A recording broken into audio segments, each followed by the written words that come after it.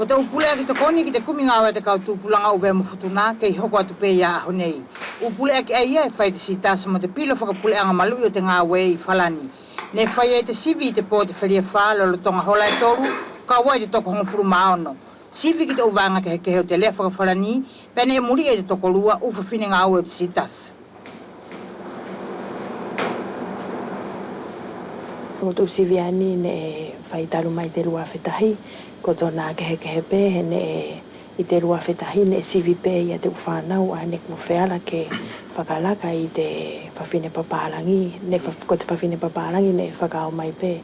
e poto i te sivi te kautoe. Taru mai te rua whe malua, kua wheala ki te whanau furi heki sivi ke o mai pē o kau whakanga tonu i te sivi ani, ka ko te usivi ani e whai pē ki te uhola ai whalani ko ia e tupu ai tona whai tuai.